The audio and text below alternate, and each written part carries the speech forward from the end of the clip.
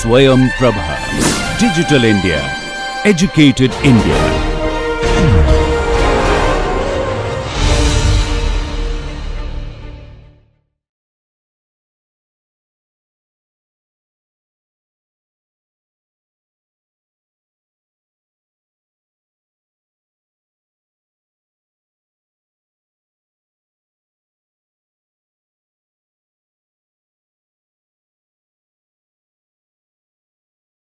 प्रिय शिक्षार्थियों, मैं आपका इस विषय नीति शास्त्र पूर्व एवं पाश्चात्य दार्शनिक सिद्धांत में स्वागत करता हूं।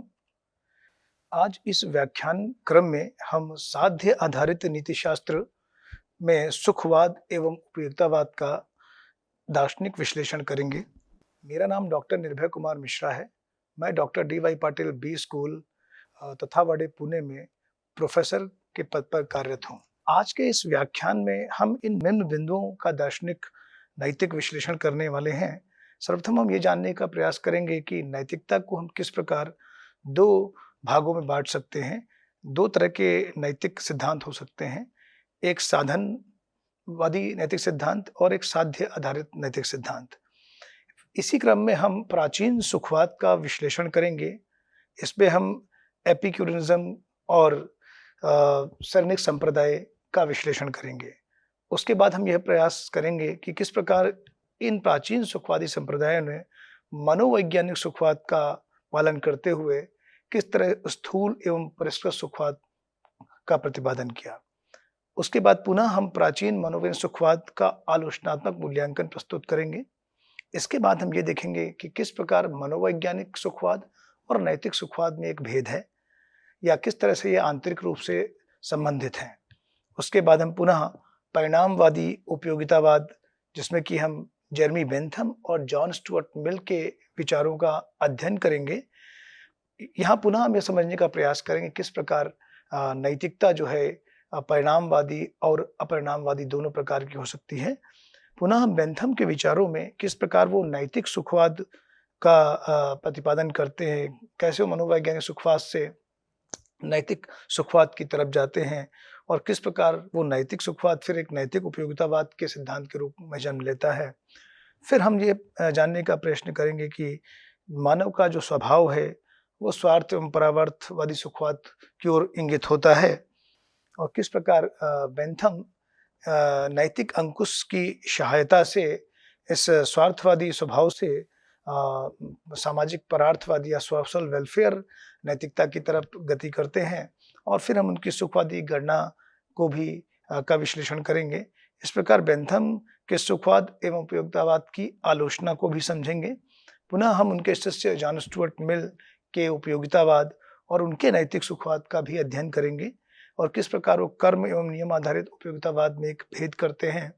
फिर हम ये समझने का प्रयास करेंगे किस प्रकार जॉन स्टुअर्ट मिल ने सुखवाद को या उपयोगितावाद को एक परिष्कृत रूप दिया है, जहाँ पर वो परिमाणात्मक एवं गुणात्मक दोनों भेद की चर्चा करते हैं और फिर वह उच्च एवं निम्न श्रेणी के सुखों में भेद करते हैं। इसके बाद हम ये भी जानने का प्रयास करेंगे कि किस प्रकार जॉन स्टुअर्ट मिल अपनी कृति लिबर्टी में दास प्रथा स्लेवरी का खंडन करते हैं और व्यक्ति के बौद्धिक स्वभाव पर बल देते हुए व्यक्ति की गरिमा एवं व्यक्ति के अधिकारों का समर्थन करते हैं। इसके बाद हम मिल के उपयोगितावाद का एक मूल्यांकन करेंगे और उसके बाद हम सिज्विक के बुद्धिमूलक उपयोगितावाद का भी अध्ययन करेंगे। हम समझने का प्रयास करेंगे कि किस प्रकार सिज्विक अपने सुख मूलक उपयोगितावाद का प्रतिपादन करते हैं और वो किस प्रकार सुखवादी विरोधाभास सिद्धांत के माध्यम से यह समझाने का प्रयास करते हैं कि न केवल सुख बल्कि सुखकर वस्तुएं भी हमारा लक्ष्य हैं। पुनः हम उनके सहज ज्ञानवाद एवं बुद्धिवाद को समझने का प्रयास करेंगे। इसके बाद हम सुख के वितरण की समस्या का भी अध्ययन करेंगे और किस प्रकार व्यवहारिक विवेक, बौद्धिक प्रेम और न्याय की अवधारणा के आधार पर ये किस तरह से एक सार्वभौमिक सुख की स्थापना करते हैं। इसके बाद हम उनके बौद्धिक परोपकारिता और न्याय की अवधारणा को समझेंगे और किस प्रकार वो व्यवहारिक बुद्धि के द्वैत का निराकरण करते हैं, जो अपने आप में स्वार्थवादी सुख से जो परार्थवादी सुख की गति है उसमें एक द्वैत है, उसको कैसे सिज्विक निराकरण करते हैं, इस बात को हम समझने का प्रयास करेंगे। और अंततः हम सिज्विक का बुद्धिमूलक उपयोगितावाद जो है उसका एक आलोचनात्मक मूल्यांकन प्रस्तुत करेंगे। सर्वप्रथम हमें यह समझना चाहिए कि जब हम नीति शास्त्र का अध्ययन करते हैं तो यहाँ हम दो प्रकार की शाखाएं हैं। जो नीति शास्त्र की जो सिद्धांत हैं, एक को हम कह सकते हैं कि साधन आधारित और दूसरे को कह सकते हैं हम साध्य आधारित। साधन आधारित मतलब वे सिद्धांत जो नीति नैतिकता को किसी अन्य उद्देश्य की प्राप्ति का साधन मात्र समझते हैं। इन्हें हम बोलते हैं टीलियोलॉजिकल मॉरल प्रिंसिपल्स। जैसे कि हमने पिछले व्याख्यान में जब हमने प्लेटो और अरस्तु के मूल्यपरक नीति शास्त्र की चर्चा की थी, तो हमने इस चर्चा में इस बात पर ध्यान आकर्षित किया था कि किस प्रकार वो दोनों ही विचार जो नैतिक विचार हैं, नैतिक विचारधाराएं हैं, वो टेलियोलॉजिकल हैं, क्योंकि वो किन्हीं मूल्यों की प्राप्ति को नैतिकता को साधन मानती हैं। अब दूसरे प्रकार की जो नैतिक विचारधारा है जिसको हम साध्य रूप में कह सकते हैं, तो जो साध्य है यानी नैतिकता स्वयं में एक साध्य हो सकती है, नैतिकता साधन के रूप में नहीं होती। जैसे कांट जैसे महान दार्शनिकों ने नैतिकता का जो टीलियोलॉजिकल जो कॉन्सेप्ट है उसको न मान करके नैतिकता को स्वयं साध्य माना है। नैतिकता का कोई अन्य उद्देश्य ना होकर के स्वयं नैतिक आदेश या नैतिक जो नियम है वही अपने आप में उनकी अपनी भूमिका है और उनका अपना महत्व है। तो इस प्रकार से हम समझते हैं कि नीति शास्त्र को हम दो तरह की विचारधाराओं में विभाजित कर सकते हैं, साधन आधारित नीति शास्त्र और साध्य आधारित नैतिकता। साधन आधारित का मतलब है कि नैतिकता एक साधन है किन्हीं अन्य उद्देश्यों की प्राप्ति के लिए, और साध्य आधारित मतलब नैतिकता स्वयं में महत्वपूर्ण है, उसकी अपनी स्वयं में एक गरिमा है। So morality is good in itself और morality can be good for some other reasons to achieve some other aims. जैसे कि हम देखते हैं सुख की प्राप्ति के लिए या अधिकतम लोगों की अधिकतम भलाई की प्राप्ति के लिए। यहाँ हम एक अंतर और करना चाहेंगे कि जैसे कि हम नैतिकता को समझते हैं कि पुनः ये दो प्रकार के भागों में विभाजित की जा सकती है। एक को हम कह सकते हैं परिणामवादी नैतिकता, यानी वो नैतिक सिद्धांत जो कॉन्सिक्वेंशियलिस्ट मॉरल प्रिंसिपल से कहते हैं, यानी यहाँ पर नैतिकता का प्रयोग किन्हीं इच्छित परिणामों की प्राप्ति के लिए किया जाता है। और दूसरे प्रकार को हम बोल सकते हैं नॉन कॉन्सिक्वेंशियलिस्ट या अपरिणामवादी। अब अपरिणामवादी नैतिकता जो है उसका जो फोकस है, उसका जो केंद्र है, वो किसी प्रकार के इच्छित परिणामों की प्राप्ति ना होकर के स्वयं जो नैतिकता है, नैतिक सिद्धांत है, उसके मूल्य हैं, उसके आदेश हैं, उसके कर्तव्य हैं, उन पर केंद्रित होता है। अब हम प्राचीन सुखवाद को समझने का प्रयास करेंगे, किस प्रकार से ये जो पाश्चात्य दर्शन में ये पला बढ़ा विकसित हुआ। तो सर्वप्रथम हम इसको समझते हैं कि जो सिरेनिक संप्रदाय के एरिस्टिपस थे, जो सिरीन देश के निवासी थे, इन्होंने सर्वप्रथम एक स्थूल सुखवाद का प्रतिपादन किया।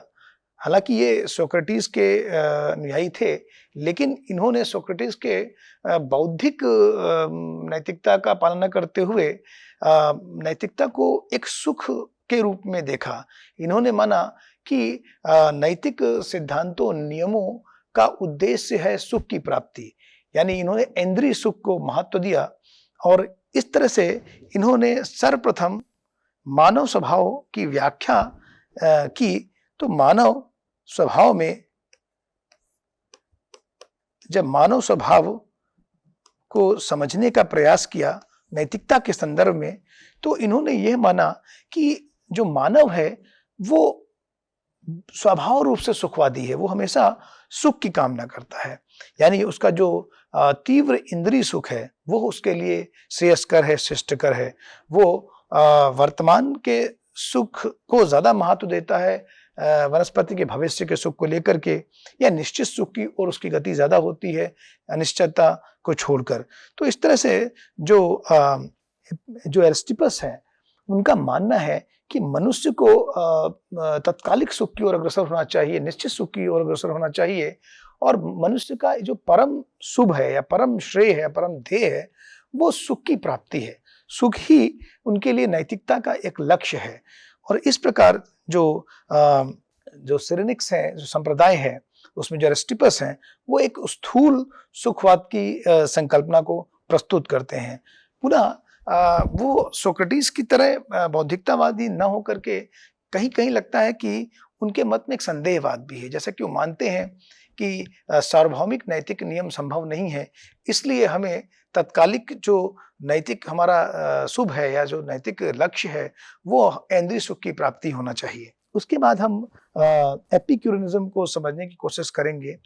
एपिक्यूरियनिज्म जो है, एपिक्यूरस ने जब सुखवाद को समझा तो इन्होंने इसको थोड़ा परिष्कृत किया। इनके हाथों में जो सुखवाद है, कहेंगे इनके हाथों में जो सुखवाद है वो मनोवैज्ञानिक सुखवाद से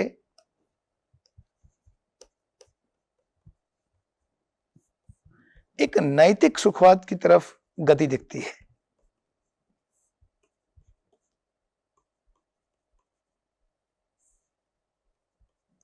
अब जैसे कि हमने समझा कि सिरेनिक्स के संप्रदाय में जो त्रुटि थी, उन्होंने जो नीति शास्त्र का उद्देश्य समझा वो मनोवैज्ञानिक सुख की प्राप्ति ही समझा। लेकिन यही बात जब हम एपिक्यूरियंस में देखते हैं तो उनमें दिखता है कि वो कहीं ना कहीं बौद्धिकता को महत्व देते हुए ये कहते हैं कि जो सुखवाद है वो केवल तत्कालिक इंद्रियों की सुखानुभूति से संबंधित नहीं है, बल्कि उसका एक नैतिक दृष्टिकोण है। वो हमारे व्यवहारिक बुद्धि से संबंधित है, और व्यवहारिक बुद्धि यह कहती है कि तत्कालिक सुख ही हमारा एक साधन का लक्ष्य नहीं है, बल्कि हमें सामाजिक सुख और व्यवहारिक सुख की ओर अग्रसर होना चाहिए, और हमें सभी लोगों के सुखों को समझने का प्रयत्न करना चाहिए।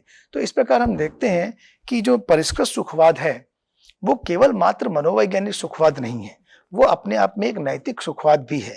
हालांकि सुखवाद का जो उत्पत्ति है, जिसके लिए जो अंग्रेजी शब्द है से हेडोनिज्म बोलते हैं, तो इसकी उत्पत्ति हिडोन से हुई है। हिडोन का अर्थ ही सुख होता है। तो इस प्रकार हम समझते हैं कि प्राचीन सुखवाद में किस तरह से सिरेनिक्स और एपिक्यूरियनिज्म दो अलग अलग विचारधाराएं हैं। जहां सिरेनिक्स संप्रदाय मानता है कि तत्कालिक सुख इंद्रियानुभूति के द्वारा जो परम लक्ष्य है जीवन का वो मनोवैज्ञानिक सुख की प्राप्ति है, वहीं एपिक्यूरियंस मानते हैं कि मनोवैज्ञानिक सुख ही मात्र प्राप्ति नहीं है, बल्कि नैतिक सुख भी हमारा लक्ष्य होना चाहिए, जिसमें केवल स्वार्थ परक व्यक्तिगत सुख ही नहीं बल्कि सामाजिक एवं सर्व जन का सुख भी समाहित होता है। इस प्रकार से ये दो विचारधाराएं हमने समझी, जिन्हें हम कह सकते हैं स्थूल सुखवाद एवं परिष्कृत सुखवाद। तो इन दोनों में ही हमने समझा किस तरह से मनोवैज्ञानिक सुखवाद से एक नैतिक सुखवाद की ओर गति दिखती है। अब हम प्राचीन मनोवैज्ञानिक सुखवाद का एक आलोचनात्मक मूल्यांकन करें, उससे पहले हम ये समझने का प्रयास करें कि ये दोनों ही विचारधारा, जैसे कि सिरेनिक्स की जो विचारधारा है वो अपने आप में संदेहवादी और जड़वादी है। जहां तक कि एपिक्यूरियनिज्म की बात करते हैं तो उनका जो सुखवादी नीति शास्त्र है वो कहीं ना कहीं उसमें एक बौद्धिक विवेक दिखता है, उसमें कहीं ना कहीं एक नैतिक सुखवाद की संकल्पना दिखती है। अब इसी क्रम में अगर हम भारतीय दर्शन के संदर्भ में देखें तो प्राचीन काल में चार्वाक दर्शन भी एक तरह के संदेहवादी जड़वादी दार्शनिक संप्रदाय के रूप में आए, और उन्होंने भी सुखवाद का समर्थन किया। चार्वाक का जैसे एक बहुत महत्वपूर्ण उक्ति है कि यथम जीवेत सतम जीवेत दृढ़ं कृत्वा घृतं पीवेत।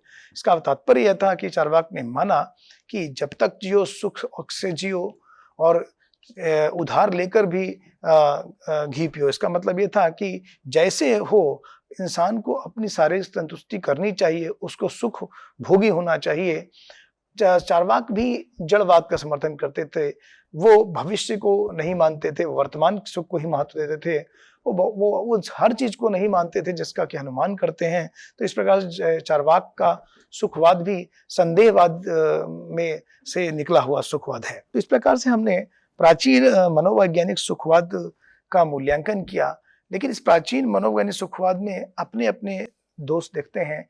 जहाँ सिरनेक संप्रदाय में है में एक जड़वाद और संदेहवाद का दोष दिखता है, वहीं फिक्रिज्म में भी हमें जो नैतिक गति है वो उस तरह से नहीं दिखती जिस प्रकार से बाद के दार्शनिकों ने, जैसे कि मिल ने उसका एक परिमार्जित संपादन किया।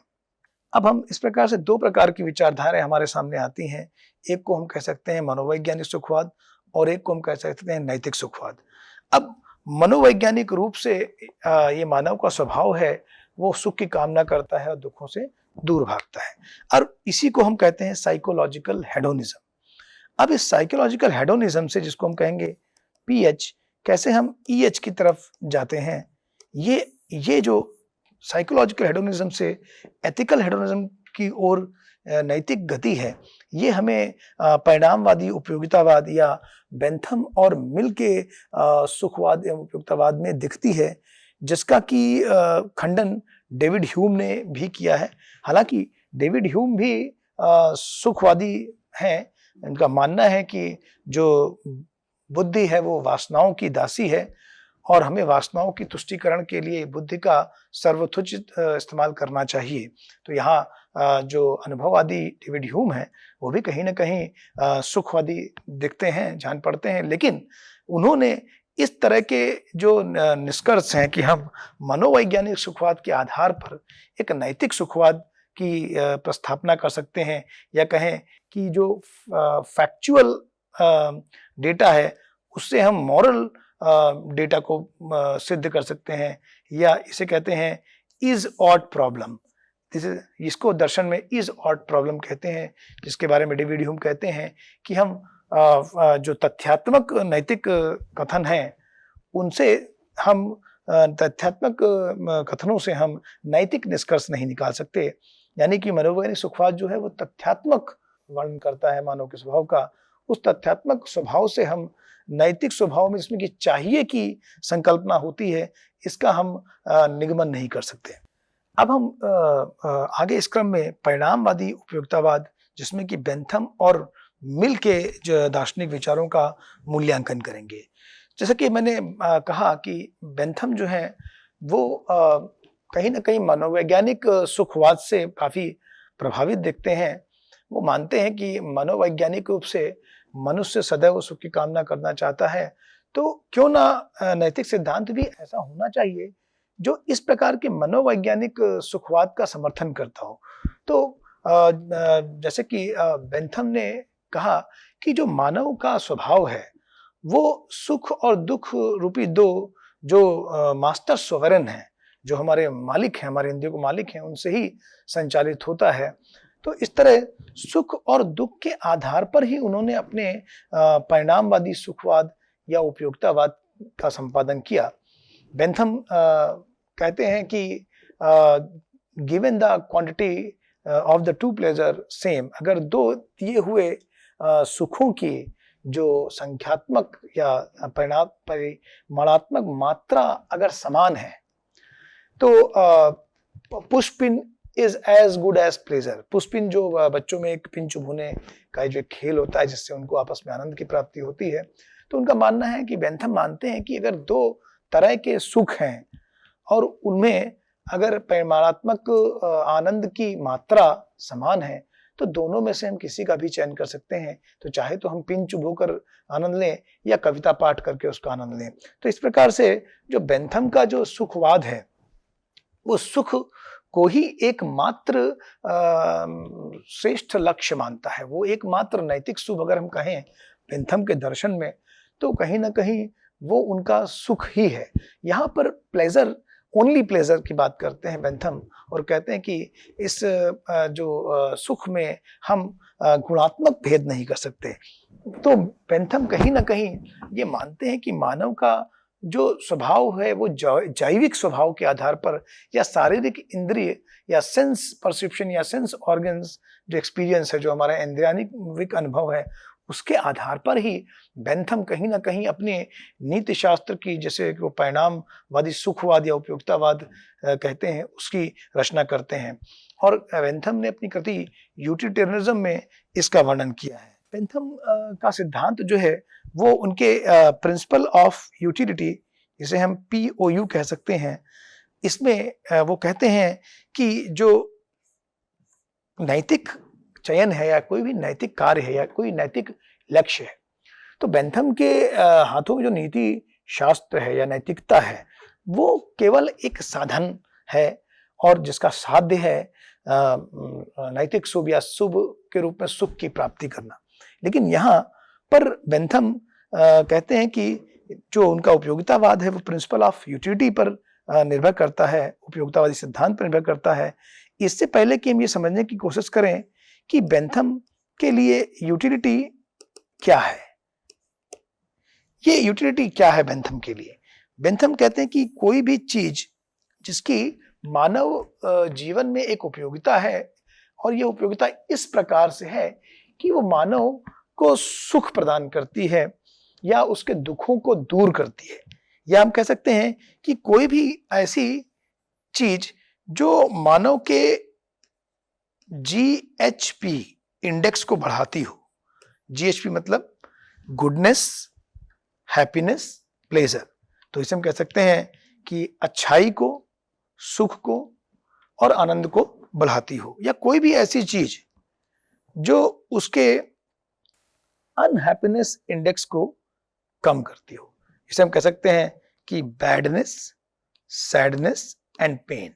कोई भी ऐसी चीज जो मानव के स्वभाव में उसकी बैडनेस को, उसकी खराबियों को, उसके दुखों को और उसके दर्द को कम करती हो, वही चीज हमारे लिए यूटिलिटी है और उसी की हमारे लिए जीवन में उपयोगिता है। तो बेंथम मानता है कि कोई भी ऐसी चीज, कोई भी ऐसा कार्य, कोई भी ऐसा निर्णय या कोई भी ऐसा संकल्प, नैतिक संकल्प या नैतिक कर्तव्य ऐसा होना चाहिए जिससे कि हमारा GHP जो है, जो हमारी प्रसन्नता है, जो हमारी खुशी है, जो हमारा आनंद है, वो बढ़ना चाहिए, या हमारा दुख, हमारा दर्द और जो है वो कम होना चाहिए। इस तरह से बेंथम आगे अपने उपयोगितावाद सिद्धांत, जैसे हम POU कहेंगे या प्रिंसिपल ऑफ यूटिलिटी कहेंगे, उसका प्रतिपादन करते हैं और कहते हैं कि इस तरह से मनुष्य की जो नैतिक गति है, जो उनके सुखवादी परिणामवाद है, उसमें जो एक नैतिक गति है वो कहीं ना कहीं स्वार्थ से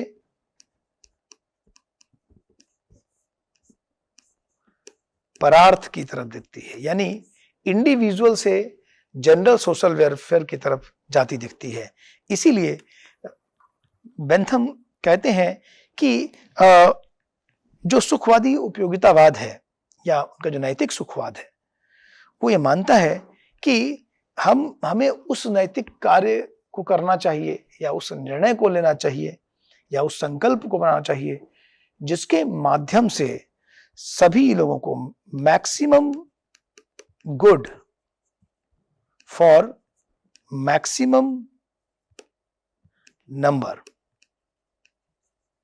इसका मतलब यह है कि अधिकतम सुख अधिकतम लोगों के लिए।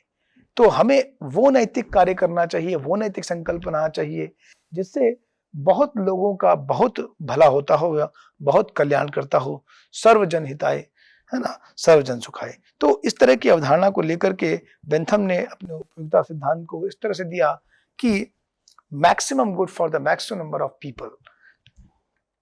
अब यहाँ पर मानव का जो स्वभाव है, बेंथम के अनुसार जो मानव का स्वभाव है वो अपने आप में एक स्वार्थ से प्रेरित होता है। मानव हमेशा अपने सुखों की कामना करता है और अपने ही दर्द को देखता है।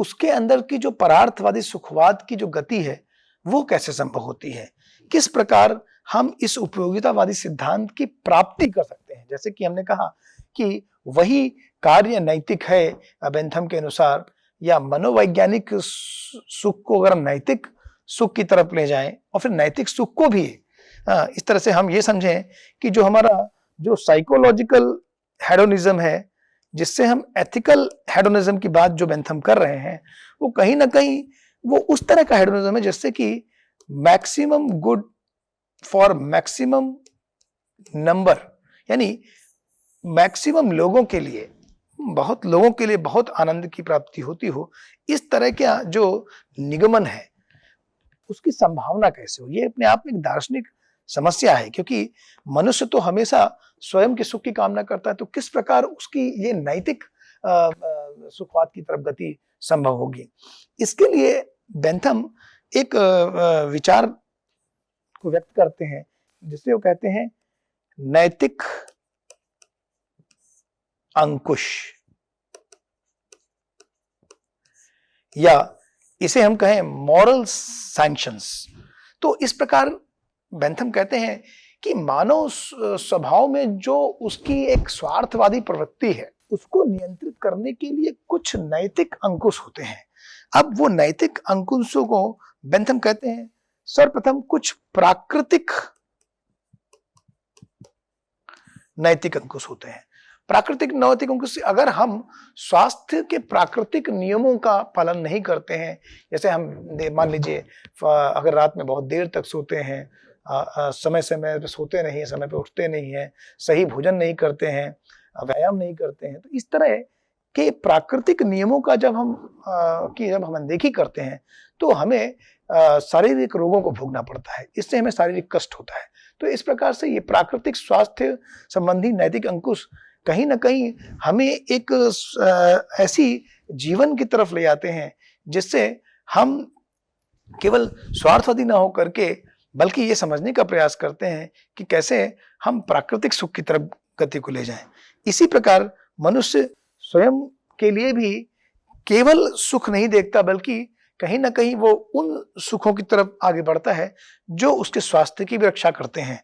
इसी तरह दूसरा प्रकार का नैतिक अंकुश जो बेंथम मानते हैं वो राजनैतिक अंकुश, या जिसमें हम कहें राज्य दंड की अवधारणा निहित है कि यदि व्यक्ति केवल अपने हितों की रक्षा करता है, केवल अपने स्वार्थ की प्रतिपूर्ति करता है और वो जो राज्य के नियम है, जो कानून है, उनका पालन नहीं करता है, यानी दूसरों को कष्ट पहुंचाता है, दूसरों की चोरी करता है, किसी का धन ले लेता है, तो इस प्रकार से राज्य उसे दंड देता है। तो इस भय से भी वो कहीं ना कहीं दूसरों के लिए सुख की कामना करता है, क्योंकि वो जानता है कि जब वो दूसरों के लिए सुख की कामना करता है तो उसका भी सुख सुरक्षित होता है।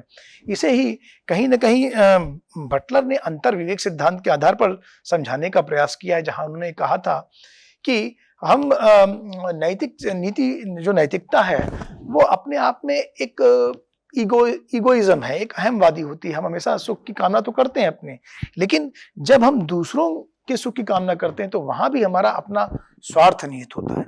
और यही बेंथम की नैतिक अंकुश अवधारणा में इस चीज को अगर हम समझें तो यह समझ पाएंगे कि कहीं ना कहीं जो बाह्य भय है ये भी अपने आप में एक अंकुश की तरह आते हैं, जिसके द्वारा हम समाज में एक बेहतर नागरिक की तरह कार्य करते हैं। यानी हम केवल अपने ही सुखों की कामना नहीं करते, हम दूसरों के सुखों को भी कष्ट नहीं देते हैं, या कभी कभी उनका भी समर्थन करते हैं, क्योंकि उन्हीं में हमारे सुखों की भी रक्षा होती है।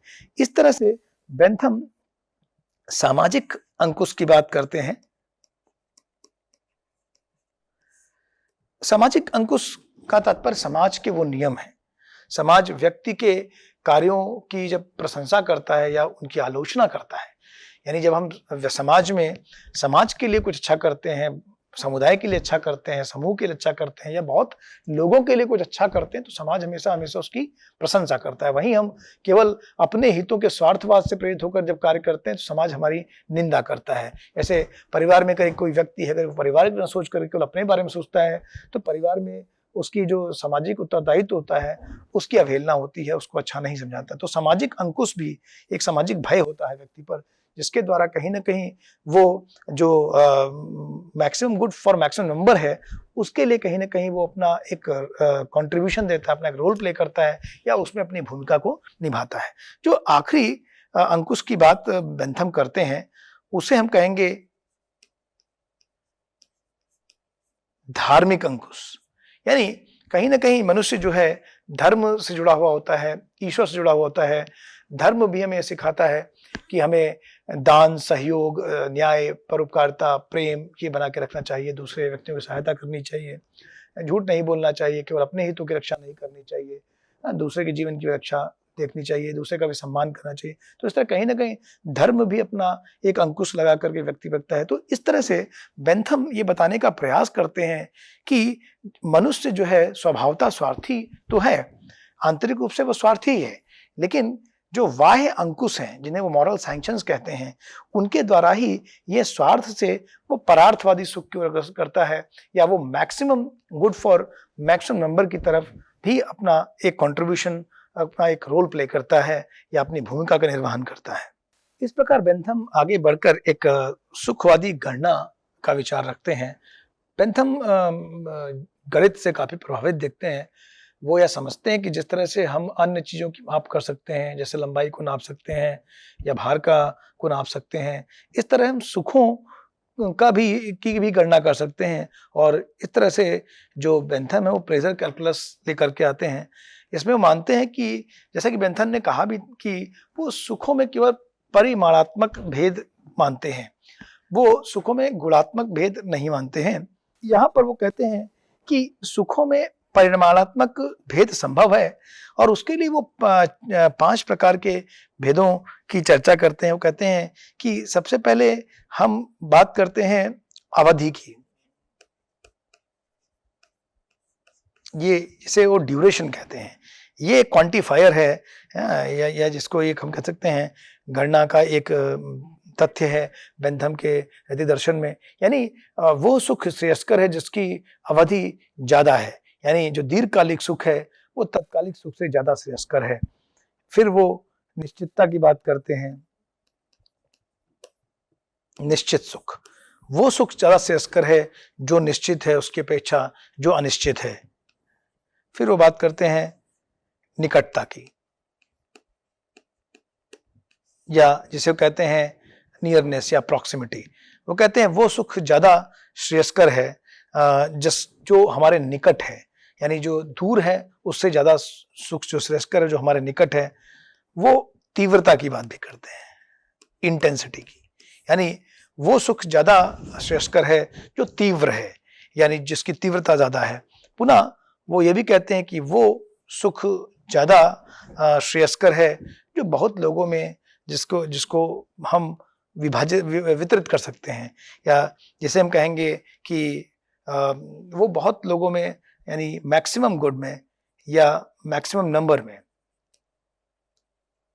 या बहुत लोगों में जिसको वितरण होता है वो सुख ज्यादा श्रेयस्कर है। इस तरह से बेंथम अपने सुखवादी गणना के आधार पर ये मानते हैं कि सुख में कोई गुणात्मक भेद नहीं है, केवल परिमाणात्मक भेद के आधार पर हम सुखों का चयन कर सकते हैं।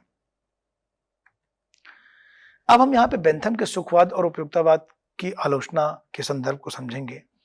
बेंथम का जो सुखवाद है जिसमें वो एक नैतिक सुखवाद की तरफ हमें एक गति दिखती है, लेकिन वहीं पर बेंथम की जो नैतिकता की समझ है वो कहीं ना कहीं बहुत सीमित है। वो मानव को केवल सुख और दुख का दास समझता है। वो मानता है कि we are slave of two master sovereigns, pleasure and pain. तो यह उचित नहीं है। पुनः बेंथम सुखों में जो केवल परिमाणात्मक भेद मानता है और गुणात्मक भेदों की जो अनदेखी करता है वो भी उचित नहीं है। पुनः हम ये देखते हैं कि बेंथम के जो सुखवाद में जो सुखवादी गणना है वो उतना संभव नहीं है, और सुख की जो गणना है वो हम मैक्सिमम नंबर्स में कैसे कर सकते हैं, क्योंकि हर व्यक्ति का अपना सुख जो है उसकी जो गणना है वो उसकी जो महत्व है वो अपना अलग है। इस तरह हम सभी के सुख को मिला करके ये कहें कि बहुत लोगों का सुख, तो बहुत लोगों का सुख में बहुत लोगों का सुख तो मिला होता है, लेकिन बहुत लोगों के सुख के अलग-अलग संदर्भ होते हैं, उनके अलग-अलग महत्व होते हैं। किसी एक व्यक्ति का सुख किसी अन्य व्यक्ति के सुख या एक व्यक्ति का दुख किसी अन्य व्यक्ति के दुख में बहुत महान अंतर हो सकता है। तो इस तरह उनकी जो सुखवादी गणना है वो भी समीचीन जान नहीं पड़ती है। वहीं सबसे बड़ा जो दोष इनकी नैतिक दर्शन में दिखता है वो कहीं न कहीं ये व्यक्ति के अधिकारों की अनदेखी करते हैं। ये जनरल सोशल वेलफेयर थ्योरी का तो प्रतिपादन करते हैं, जिसे हम सामाजिक परोपकारिता के सिद्धांत की बात कर सकते हैं, लेकिन इनके दर्शन में कहीं न कहीं व्यक्ति के अधिकारों के बारे में स्पष्ट उल्लेखन नहीं है, क्या इनकी अनदेखी की गई है। अब हम इनके शिष्य जो जॉन स्टुअर्ट मिल हैं उनके उपयोगितावाद को समझने का प्रयास करेंगे।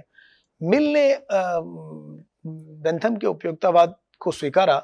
उन्होंने ये माना कि हमें प्रिंसिपल ऑफ यूटिलिटी के आधार पर ही नैतिक कार्य नैतिक निर्णय करने चाहिए जिनसे बहुत लोगों की भलाई होती हो।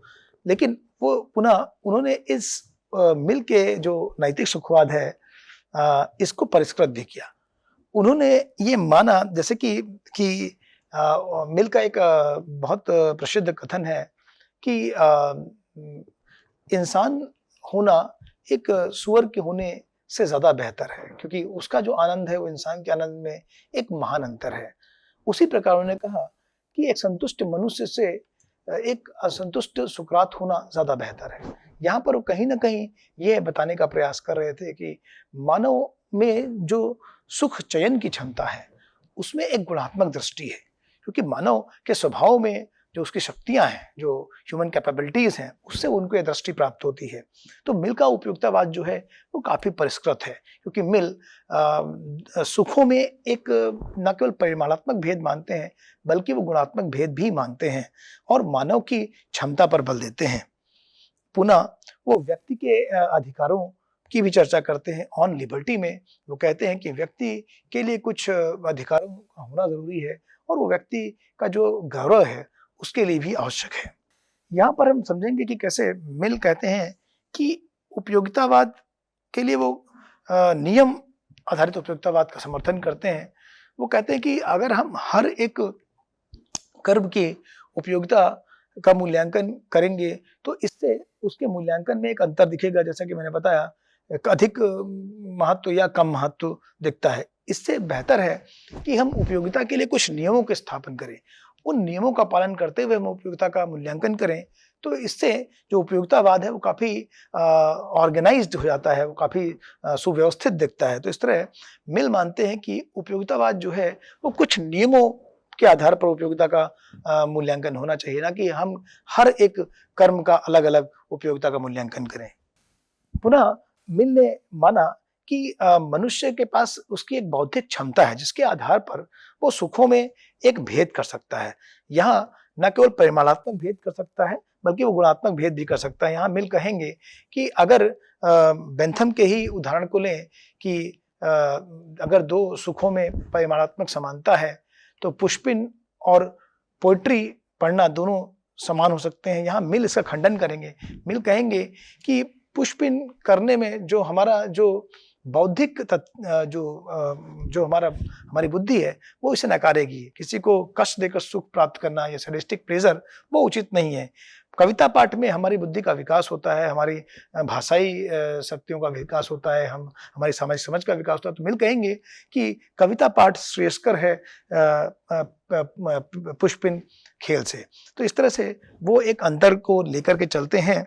यहाँ मिल कहते हैं कि हम प्लेजर्स में एक श्रेणी भेद देख सकते हैं, एक गुणात्मक भेद भी देख सकते हैं, जिसे वो हायर ऑर्डर प्लेजर कहते हैं। अब हायर ऑर्डर प्लेजर का मिल का मानना है कि मनुष्य के अंदर ये क्षमता है कि वो उच्च सुख और निम्नतर सुख में एक भेद बना सकता है। और ये जो क्षमता है, यहाँ पर हमें ये समझना पड़ेगा कि मिल जो है वो ह्यूमन की जो माइंड की कैपेसिटीज हैं या वो जो बीइंग ह्यूमन, कहीं ना कहीं जो मिल का विचार है, मानव होने से मिल का मतलब है कि मानव जब नैतिक सुखवाद या नैतिक उपयोगितावाद से प्रेरित होकर के जब वो नैतिक कार्य करता है या समाज में अपनी भूमिका निभाता है, तो कहीं ना कहीं वो अपनी जो उसकी मानव की शक्तियां हैं, जो उसके बुद्धि विवेक की शक्तियां हैं,